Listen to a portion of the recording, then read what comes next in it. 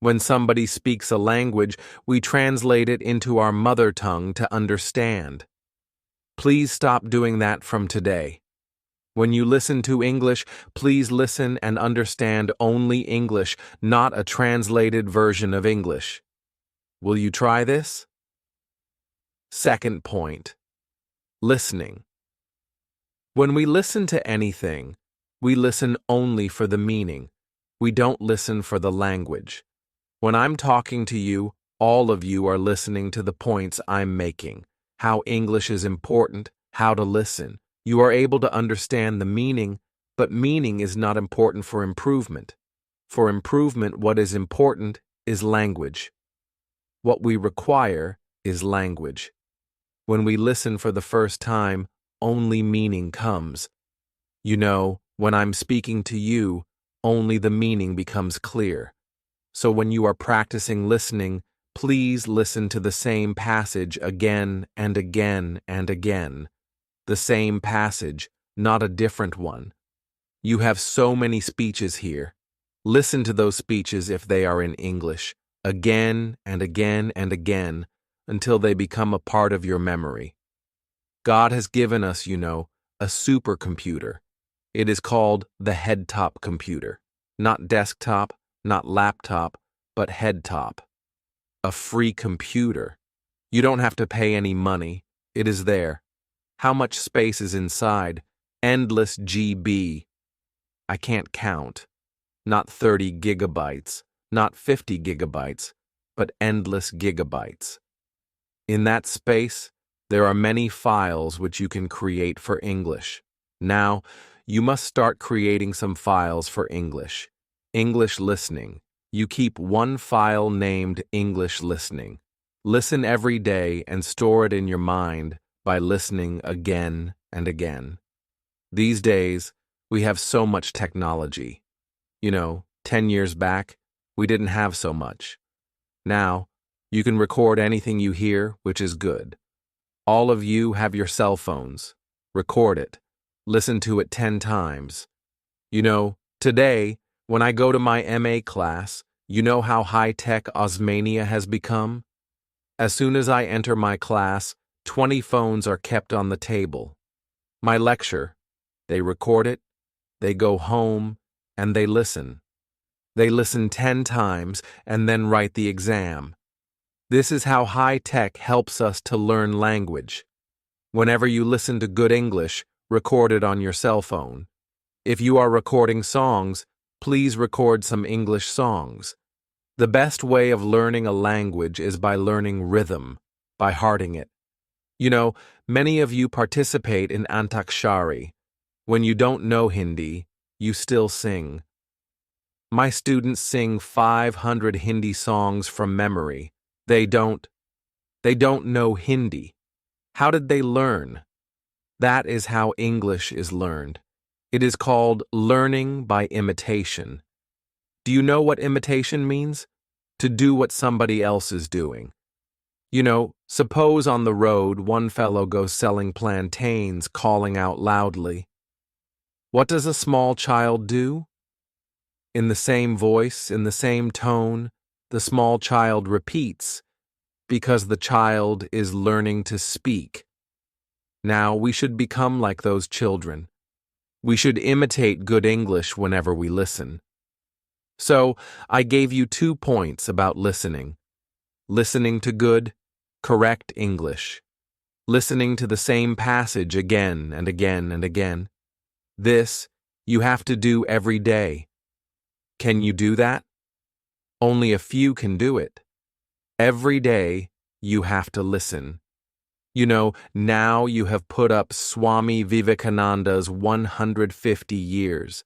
If you go to Ramakrishna Math, you will get some CDs, Vivekananda's speeches and all.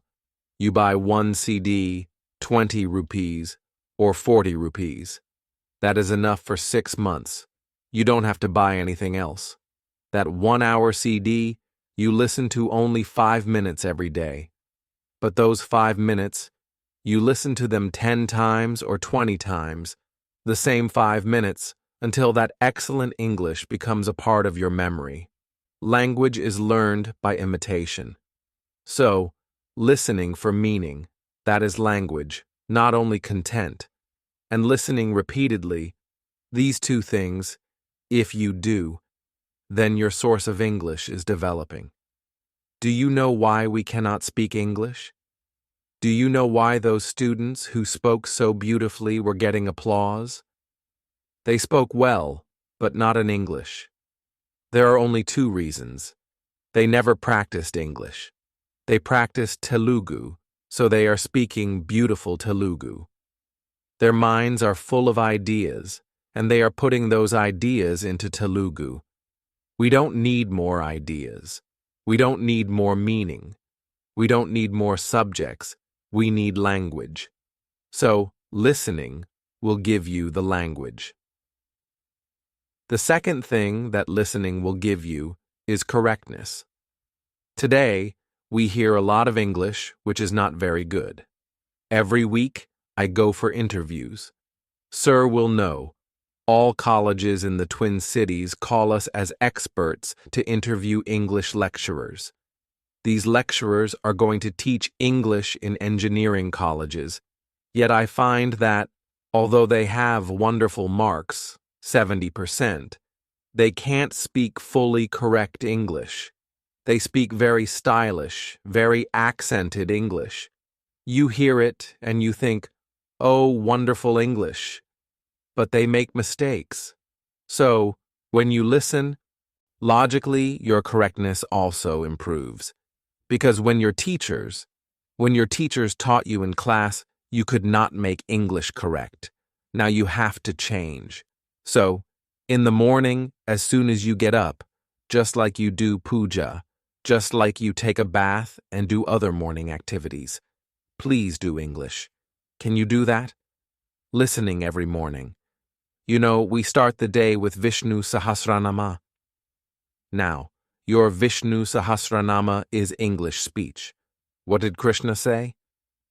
Whatever you do, you must do efficiently. If you have come to impact, then learn efficiently.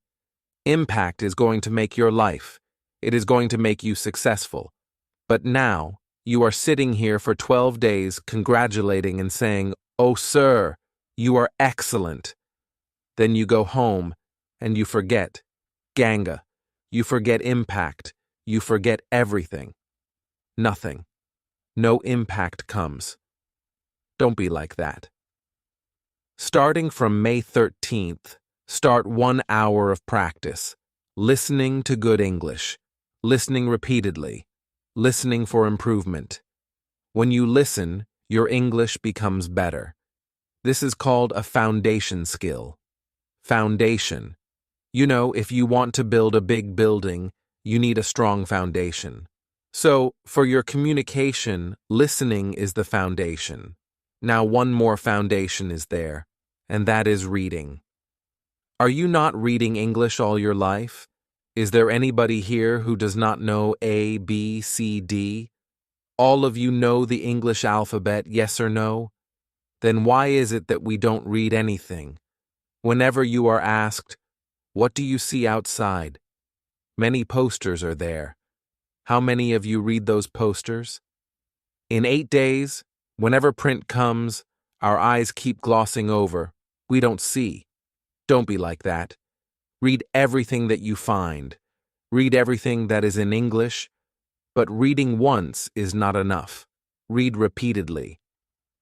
Again, I can give you an example of Vivekananda. Have you read anything by Vivekananda? You know, everybody says, "Madam, please give me a dictionary for learning vocabulary." You don't need a dictionary. Read The Life of Vivekananda. It is so beautifully written that you will learn vocabulary naturally. You can pass your GRE/GMAT exam if you read that book. It is so beautifully written. 2 volumes, The Life of Vivekananda, by Eastern and Western disciples. If you read those 2 volumes, your English will become excellent. But reading doesn't mean reading for the exam. You know how you read for the exam? You learn it fully by heart. You know, Indians are very intelligent. Please remember, the whole world tells us Indians are intelligent. But the whole world also tells another thing. Indians are very lazy. We know everything, but we don't practice anything.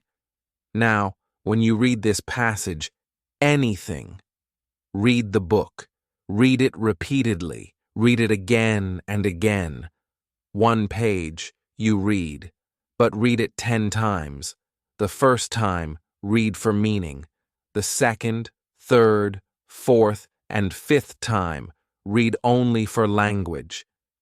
How are the sentences used? How is the language structured? This is what we require, because simple mistakes in English will make you unsuccessful.